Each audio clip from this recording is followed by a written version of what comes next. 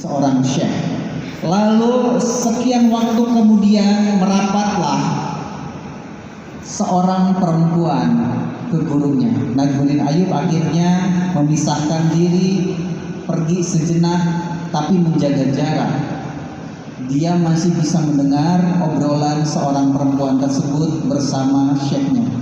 Syekhnya bertanya ke si perempuan tersebut, "Wahai fulana, kamu teh sudah saya jodohin sama yang kemarin, kenapa ditolak?" Jadi si fulanahnya juga sudah dijodohin, tapi ditolak. Jawabannya, saya teh nggak cocok sama laki-laki kemarin, sama laki-laki itu saya nggak cocok. Si syekhnya bertanya, lalu yang cocok teh laki-laki yang kayak gimana? Siti misalnya. Lalu jawaban si akhwat tersebut, saya inginnya menikah dengan seorang laki-laki yang nanti aku mengandung dan melahirkan anaknya. Anak itu aku didik dia menjadi seorang pembebas Baitul Maqdis. Itulah jawaban si fulanah tersebut. Halo? Najmuddin Ayyub kan ngedengerin merinding kan dia kan? Kebayang gak merindingnya Najmuddin Ayyub? Ya Allah, dia orangnya ya Allah. Singkat kata, singkat cerita, setelah si fulanahnya pergi, Najmuddin Ayyub deketin syekhnya, "Syekh, aku ingin menikahi perempuan tersebut." Ini bab sejarah teman-teman, diabadikan dalam sejarah. Yang Kang Abay ceritakan bukan kisah fiksi. Dari pernikahan tersebut lahirlah seorang pahlawan Islam, pembebas Baitul Maqdis bernama Salahuddin Al-Ayyubi. Halo? Jadi apa yang dimaksud jodoh sejiwa? Jadi jodoh sejiwa itu seseorang yang vibrasinya sama denganmu, frekuensinya sama denganmu, dan nanti sama-sama saling menguatkan, membersamai menjalankan visi, misi, dan peran hidup yang sudah Allah gariskan di dalam hidupmu. Dan ini terjadi sepanjang sejarah sampai dengan hari ini. Ketika menikah satu sama lain menjadi support system. 6 tahun yang lalu Kang Abay umroh, alhamdulillah bareng dengan istri Kang Abay depan Mekah, kita mereview rencana hidup, proposal hidup bareng-bareng. Persis di depan Ka'bah sambil memegang satu buku yang isinya dream book, impian-impian, cita-cita, program-program hidup kita. Kang Abay udah tuliskan, lalu Kang Abay serahkan ke istri. Tolong Umi, sekarang Umi yang nulis rencana-rencana hidup Umi seperti apa. Lalu istri saya menjawab, masih sama yang Abi aja dulu. Umi jadi support system untuk target-target, cita-cita, dan impiannya Abi. Oh, oke. Kata yang sama dia ucapkan sekian puluh tahun yang lalu ketika kita masih dalam fase perkenalan. Saya menceritakan modal proposal di hadapan dia, di hadapan ayahnya untuk pertama kali rencana-rencana hidup ke depan, dan dia mengatakan hal yang sama. Impianku adalah menemani semua impianmu terwujud. Dan ditemani Kang Abay satu demi satu impian terwujud. Jadi penulis, alhamdulillah.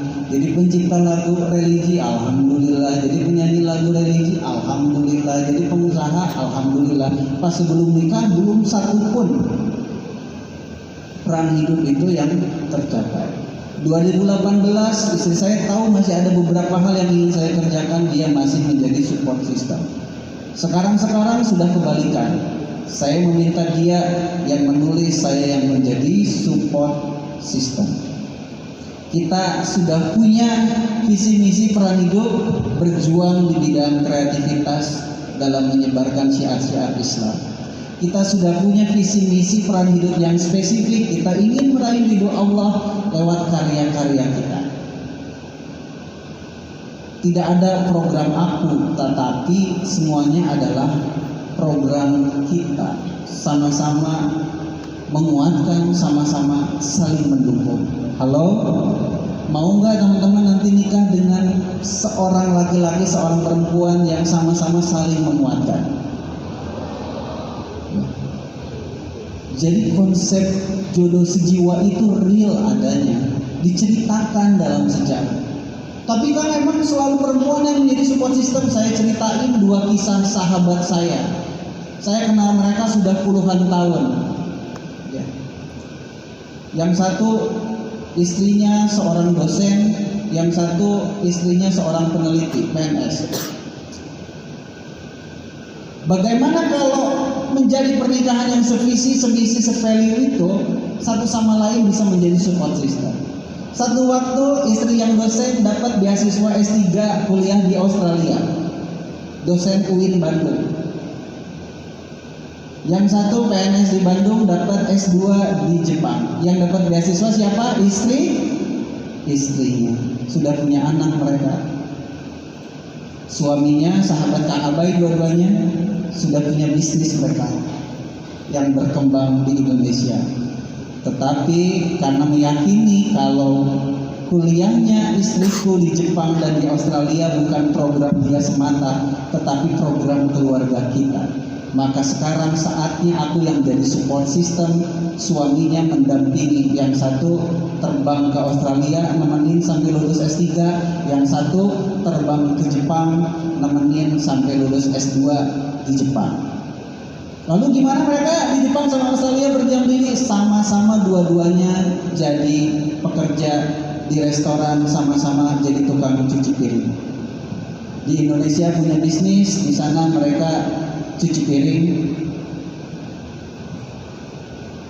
Egonya dikesampingkan dalam rangka menemani satu program hidup istrinya melanjutkan pendidikan. Pulang ke Indonesia hasil cuci piring dua-duanya, yang satu bisa beli rumah baru, yang satu bisa renov rumah baru. Karena kalau di luar negeri itu tukang cuci piring pun gajinya gede. Masih mau kabur aja dulu? Masih mau.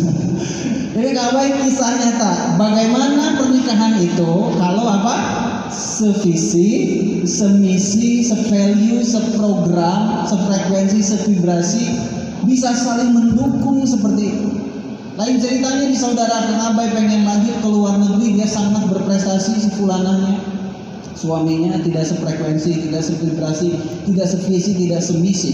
Jadi sebuah permasalahan besar hingga akhirnya di pertengahan jalan akhirnya berpisah. Halo, siapa yang ingin menikah insya Allah dengan seseorang yang nantinya sevisi, semisi, sevalue, seprogram hidup? Acungkan tangan, katakan saya. Ya, jadi sekarang kenali dirinya, berdoa ke Allah, terutama di bulan Ramadan ini. Ya Allah, tolong tunjukkan aku jalan hidupku yang ingin Engkau aku berperan di sana. Lalu pertemukanlah nanti aku dengan seseorang yang aku bisa menjadi pendamping hidupnya, visi misi hidupnya, peran hidupnya. Begitu juga sebaliknya dengan nanti kalian tuh bisa jadi saling support system. Istrinya Kak Abai nggak bisa nulis, 3 tahun, 4 tahun lalu kamu insya Allah bisa jadi penulis, bisa nerbitin buku di mayor label. Sekarang aku yang jadi support system kamu. Alhamdulillah sudah terbit buku pertama beliau, diterbitkan oleh Bentang Pustaka. Saya yang jadi support systemnya, saling mendukung satu sama lain. Dan menurut riset yang saya baca bulan ini, ternyata pernikahan yang seperti itu lebih langgeng, punya daya tahan yang kuat sekali. Halo. Oke, sekarang Kang Abai loncat ke bab menyembuhkan luka. Jadi teman-teman sudah mulai kebayang, oh jodoh sejiwa itu ternyata seperti itu. Dia nanti sevisi, semisi, seprogram hidup, sevalue sama kita, sefrekuensi, sevibrasi. Tapi kenapa kita harus menyembuhkan luka kita dulu? Ada yang tahu? Zaki, kenapa kita harus menyembuhkan luka trauma kita di masa lalu, atau minimal mengenali luka trauma kita di masa lalu? Kira-kira menurut Zaki kenapa? Karena Zaki deketin ini ya. Oh ya. Karena untuk memulai suatu hubungan yang baru cuma ada satu tempat di satu hati. Kalau masih ada masa lalu, gimana orang yang mau masuk ya? Oke, kalau masih keingetan ya terus menerusnya orang yang masuk gimana? Oke, itu tepat ya, tepat.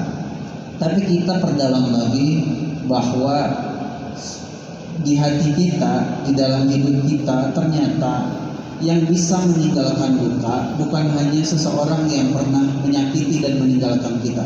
Betul atau betul? Betul. Di sini ada yang pernah terluka karena cinta sampai jadi trauma, ada. Kebanyakannya tidak, betul tidak? Tapi ada nggak teman-teman yang menyimpan trauma di masa lalu dari lingkungan sekolah? Yang jadi korban bullying? Ada? Yang jadi korban dalam tanda petik salah pengasuhan sehingga memiliki luka pengasuhan? Dari keluarga yang bercerai orang tuanya atau tidak harmonis orang tuanya sehingga memiliki trauma-trauma masa lalu? Dari lingkungan pergaulan yang toksik sehingga ada beberapa peristiwa yang menyisakan luka di dalam hati? Itu bisa mungkin saja terjadi. Ada emosi negatif yang masih belum Anda selesaikan hingga saat ini. Ada juga yang terlalu berlebihan menyukai seseorang, lalu terbiasa berlebihan menyukai sesuatu sehingga ketika kekecewaan datang, kekecewaannya pun berlebihan, pengharapannya pun berlebihan. Halo semuanya. Setiap orang itu memiliki inner child-nya masing-masing. Pertanyaannya, seberapa besar persentase negatifnya? Saya ulangi, setiap orang sebenarnya punya potensi inner child-nya masing-masing. Ini dikatakan oleh Cesar Chamine, penulis buku Positive Intelligence. Dia doktor saraf dan psikolog dari Stanford University. Dia meneliti ratusan ribu manusia dan setiap orang punya inner child-nya masing-masing. Masalahnya berapa prosentasenya dan berapa tingkatan keparahannya dan tipe inner child-nya seperti apa. Ya, ada orang-orang yang sudah dewasa jadi tipe pleaser. Di sini ada yang tahu pleaser dan merasa jadi seorang pleaser. Pleaser itu apa? People pleaser. People pleaser. Yang iya aja. Iya aja. Ya. Tapi habis itu dia sakit hati kalau ekspektasinya tidak terpenuhi, gitu. Dipendam, luka batinnya akhirnya bertambah. Terus dia bilang juga ada hyperachiever. Kira-kira apa tuh hyperachiever? Hyperachiever. Sunda pisan kan teh. Iya, Sunda, ada orang Bandung artinya hiper itu pakai P-nya artinya. Hyperachiever tuh tahu kan, orang yang hiper tuh berlebihan gitu, berlebihan keinginan mencapai sesuatu sehingga dia menjadi pribadi yang haus validasi. Terus ada pakai P juga, avoider. Tahu avoider? Yang menghindari, yang suka menghindar. Nah, itu tipe-tipe nanti kebentuk karakteristik kita. Dia sebutnya penyebab negatif karena trauma di masa lalu. Karakteristiknya kalau tidak terpenuhi ekspektasinya tuh kesamaannya sering tantrum. Makanya disebut inner child. Sudah dewasa tapi sering tantrum. Tantrum teh apa, Kang Abay? Ada yang tahu tantrum teh apa? Emosi yang tidak emosi yang enggak stabil. Ada masalah, enggak ada masalah diada-adain masalah. Masalahnya kecil dibesar-besarin. Di luar hahaha terlihat biasa saja, menyenangkan, pulang ke rumah tiba-tiba jadi Dracula. Suaminya terkaget-kaget, kenapa istriku sekarang jadi marah-marah, tadi biasa-biasa saja. Ada yang seperti itu, kenyataannya banyak. Ketika sudah menikah, ternyata pasangannya, bukan hanya perempuannya loh, pasangannya sering tantrum. Sahabat saya juga mengalami menikah dengan seorang perempuan seperti itu. 3 tahun dia tidak mengerti kenapa tiba-tiba istrinya setiap pulang ke rumah sering tanpa ada masalah marah-marah, dan kalau ada masalah kecil selalu dibesar-besarkan. Sampai di tahun keempat ketemu dengan seorang kepala sekolah, anaknya masuk ke TK, ketemu seorang kepala sekolah yang juga psikolog. Akhirnya ngobrol lah si istrinya, diketahuilah dari seorang psikolog tersebut, istrimu punya masalah inner child yang berat. Sampai akhirnya diterapi, diintervensi sama suaminya, dimasukkan komunitas-komunitas positif hingga akhirnya istrinya sembuh, ya, dan jadi pribadi yang jauh lebih positif. Jadi kalau kita nanti menikah dengan seseorang yang belum selesai dengan dirinya, potensi permasalahan dalam rumah tangga itu menjadi semakin tinggi. Halo, sahabatnya Kang Abai itu sabarnya minta ampun dia. Satu lagi dia sehat spiritual, sehat mentalnya sehingga mau mendampingi istrinya sampai sembuh. Pertanyaannya, kalau ketemu seorang laki-laki yang juga sama-sama tantruman atau punya masalah inner child, kira-kira pernikahannya seperti apa? Jadi bisa bayangkan nggak? Istrinya tantrum dibalas makin lebih baik dari bayangin sih kalau saya. ya lebih baik. Akhirnya posting lah di Instagram, marriage is scary, ya. Pernikahan itu menakutkan. Ya. Halo. Disinilah pentingnya kita menyembuhkan luka masa lalu. Dengan cara apa? Dengan cara sekarang menyadari apa trauma hidup kita. Caranya gimana? Coba Anda telusuri, tanya masa lalu, di mana Anda mulai hidup berkesadaran, entah dari usia berapa sampai dengan hari ini. Ditrace, tuliskan, ada nggak peristiwa yang kalau diingat-ingat masih menyisakan luka di dalam hatimu, atau bahkan kalau diingat-ingat tiba-tiba tak sengaja mata ini meneteskan air mata. Kira-kira ada nggak? Zaki ada nggak? Saya mah gengsian Pak. Oh, gengsiannya nggak apa-apa Zaki, jangan spesial. Kemungkinan ada ya. Banyak pasti. Oh banyak ya. Nah nanti Anda clustering tuh ranking, bikin ranking yang paling itu disadari, jangan dianggap remeh. Ada sahabat saudara saya yang seumur hidupnya tidak mau makan daging hanya karena satu peristiwa. Ada saudara yang lain pas waktu dia kecil ngasih daging mentah di mulutnya. Peristiwanya cuma satu kali, mempengaruhi seumur hidup. Sekarang beliau usianya 50 tahun, kakak kandung saya sendiri, nggak mau makan daging, Vegetarian ya. jadi vegetarian. Tapi dia sudah berdamai dengan dirinya dan dia sudah merasakan manfaat hidup sebagai vegetarian. Tapi motif awal dia mengambil keputusan tidak mau lagi makan daging hanya karena satu peristiwa itu. Ada seorang fulan yang pernah menjadi tim saya. Dia terganggu hidupnya dengan dendam yang membara sepanjang hidup sehingga dia kemungkinan didiagnosa memiliki penyakit narsisis. What is the meaning of narsisis? Narsistik secara personal. Narsis. Saya. Orang sekarang bilangnya NPD, narcissist personality Disorder. Satu waktu dia curhat ke saya, mengirimkan satu gambar. Kang Abai coba lihat gambar ini. Seorang anak laki-laki, dia gemuknya kayak Zaki. Dia ngirim gambar, tangannya diikat pakai tali di belakang. Itulah saya waktu itu. Saya diikat pakai tali, ditinggalkan di tengah lapang. Atau kalau ada pohon, tangan saya diikat di pohon dan ditinggalkan. Dia anak pesantren, Zaki, SD, SMP, sampai SMA-nya. Tapi selama hidupnya dia 35 tahun ingin balas dendam sama orang-orang yang membuli orang tersebut.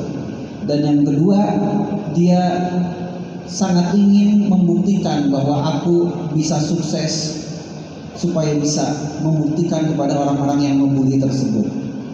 Dia tidak pernah merasakan ketenangan jiwa di dalam hidupnya. Sholat pun, ngaji pun susah untuk khusyuk karena dadanya terus bergemuruh sepanjang waktu. Saya jujur gitu lah. Pernah juga? Waktu kecil pernah. Iya. Zaki usia 22 tahun. Halo teman-teman semua. Ini dapat informasinya sekarang. Tidak mungkin proses terapinya atau hipnoterapi hari ini, teman-teman. Tolong sadari apa inner child-mu. Temukan itu dan cobalah untuk sembuhkan, berusaha untuk sembuhkan. Nanti Kak Abai kasih rumusnya dari buku Kak Abai, insya Allah hasil riset juga, ya, pendekatan spiritual. Tapi kalau butuh bantuan profesional, sekarang sudah banyak akses terhadap bantuan profesional. Tapi jangan diabaikan, sadari sesegera mungkin, kenali dan sadari dan usahakan sebelum menikah sudah ada intervensi yang kita lakukan, dan sebelum menikah kita bisa terbuka pada pasangan kita. Aku sebenarnya ada traumanya seperti ini. Jadi pasangan kita pun sudah kenal dengan diri kita. Kenapa penting? Karena teman-teman semua kalau menyadari inner child dari sekarang, berkesadaran, orang yang punya inner child, emosi negatif yang belum selesai, dia tidak bisa jernih memandang kehidupan, dan dia tidak bisa jernih dalam mengambil keputusan. Ulangi, orang yang punya inner child, masalah trauma yang belum selesai, dia tidak bisa sepenuhnya jernih memandang kehidupan, dan dia tidak bisa sepenuhnya jernih dalam mengambil keputusan. Biasanya terlalu mudah kebawa emosi, terlalu terjebak euforia berlebihan dalam menyikapi sesuatu, menyukai sesuatu, sehingga alam kesadarannya bisa saja saat mengambil keputusan penting terhalangi oleh ego. Dan yang paling utama, kalau pengambilan keputusan itu mempengaruhi ketika dia melihat pasangan hidupnya kelak.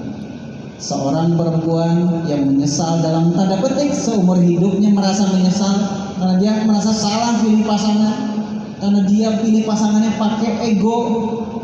Dia sering terbawa ego, terbawa hawa nafsu, sehingga ketika saudaranya mau nikah, nggak bisa, harus aku yang nikah duluan. Akhirnya dia memang cepet-cepetan nikah. Kalau cepet-cepetan nikah, kira-kira milih jodohnya yang terbaik atau yang penting ada? Yang penting ada dia nikah. Habis itu menyesalnya bukan sekedar bertahun-tahun, karena dia mendapatkan laki-laki yang tidak mau, bukan tidak mampu, tidak mau menafkahi, bukan tidak mampu, karena dia sehat, secara badannya sehat, pikirannya sehat, tapi tidak mau menafkahi. Udah tidak mau menafkahi, harga dirinya direndahkan, mentalnya ditekan sedemikian rupa. Jadi udah jadi tulang punggung keluarga, di rumah dapat tekanan luar biasa. Akhirnya saya daripada bunuh diri mending cerai saja. Akhirnya bercerai. Ada juga seorang fulanah yang terlalu sering berlebihan dalam menyukai sesuatu, dan itu dipengaruhi oleh inner child di masa lalunya. Datang ke saya sama istri, minta pendapat, saya mau nikah sama si fulan. Gimana Kak Abai, setuju tidak nikah? Saya nikah sama si fulan. Dia pernah jadi ex-tim saya. Lalu saya jawab, kalau kamu nanya pendapat saya, dari data yang saya ketahui dan saya temukan, si fulan ini tidak direkomendasikan untuk dinikahi, untuk kamu nikahi. Dia beralasan ABCD. Oke, kalau kamu masih mau tetap sama dia, silahkan libatkan orang tuamu dalam proses, sehingga orang tuamu bisa tahu, bisa ngefilter dan ceritakan apa adanya kepada dia tentang orang tersebut. Yang saya tahu dia orangnya kurang bertanggung jawab, karena dulu pernah mau bekerja sama tiba-tiba menghilang begitu saja. Yang kamu ceritakan si fulan tersebut punya hutang di mana-mana, tapi nanti kita mau selesaikan itu setelah menikah bersama-sama. Ya udah, kamu sampaikan itu ke orang tua kamu. Singkat cerita, 2 bulan kemudian dia jadi menikah. Saya datang di pernikahannya dia sama istri. Singkat cerita, 2 bulan kemudian saya ketemu sama dia di sebuah restoran di kota Bandung. Saya nanya ke dia, mana suami kamu? Tahu kata-kata pertama yang dia ucapkan ke Kang Abai? seandainya saya dengar kata-kata Kang Abah, karek 2 bulan nikah. Emang kenapa? Suaminya kabur, sudah menghilang dari rumah. Kenapa bisa kabur? Ada masalah. Akhirnya dia cerita masalahnya. Si laki-lakinya selingkuh. Ketemu foto dan video yang gak senonoh, ya, dengan laki-laki lain. Belum ngerti. Halo? Halo? Anda berkesadaran tidak? Ya, si fulanah itu katakanlah namanya Zafina, ya, karena dia menamakan dirinya di bukunya Zafina. Zafina itu menemukan video sama foto karena dia anak S2 Telkom, dia bisa masuk ke email suaminya. Menemukan foto video suaminya selingkuh sama laki-laki lain.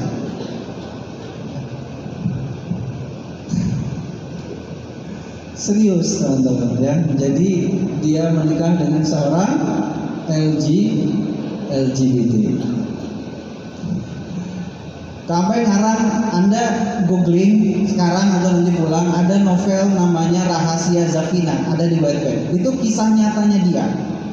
Ya, dan saya pun ada di kisah novel itu. Dia datang ke saya minta pendapat, dia ceritakan apa adanya di situ. Judulnya Rahasia Zafina. Dia menulis novel dalam rangka menyembuhkan luka akibat trauma menikah dengan seorang LGBT. Pas pengajuan cerai sekian bulan kemudian dia main ke rumah saya, lalu dia cerita curhat Kang Abai. Saat itu ketika saya banyak mendapatkan info dan data tentang dia, saya tidak menanggapi info-info tersebut karena saya bucin. Halo? What is the meaning of bucin? Budak cinta. Makanya nanti kalau Anda ketemu dengan seseorang yang very good looking, feed Instagramnya indah sekali, postingannya keren-keren banget, tapi dia orang yang baru dikenal, berhati-hatilah, jangan percaya 100%. Tetap sisakan ruang hati-hati, jadilah pribadi yang berilmu, berhati-hati, berkesadaran, disingkat 3B. Coba ulangi, jadilah pribadi yang berilmu, berhati-hati, berkesadaran. Itu ciri orang yang bertakwa. Ya. Jadi tidak langsung Anda langsung terpikat 100%, pokoknya harus dia yang jadi jodoh gue, kalau aku gak nikah sama dia hidupku pasti menderita, hanya dengan dia aku pasti bahagia. Itu ciri-ciri orang yang bucin.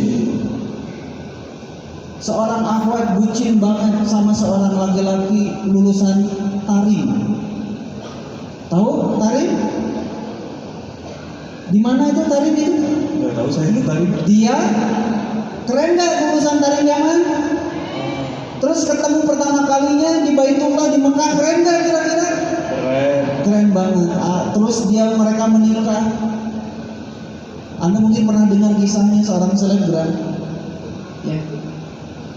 Ketahuan berapa tahun menikah, suaminya NPD. Ketemu chat grup seks. Dia memesan banyak perempuan, bertransaksi menyewa banyak perempuan. Halo? Bukan berarti jadi harus takut, harus khawatir, harus cemas. Enggak, ibaratnya kita berkendara, sisakan ruang untuk kehati-hatian.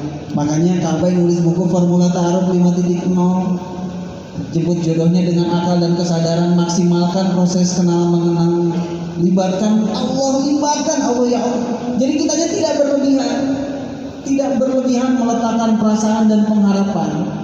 Belajar mencintai dalam ikhlas meski sudah ada kecenderungan hati, tapi tidak menyimpan ekspektasi harus dia. Karena mencintai itu belajar mengikhlaskan, bukan memiliki. Yang kita cintai itu kepunyaannya Allah, disatukan atau dipisahkan atas izin dan ridhonya Allah. Demikian pembukaan materi dari Kang Abai. Sesi selanjutnya sebelum kita nanti masuk tanya jawab, ada talkshow sama siapa? Dari ini kita bakal Ada talkshow juga ya nanti sama Zando. Prolog materi dari Kang Abai dicukupkan sekian.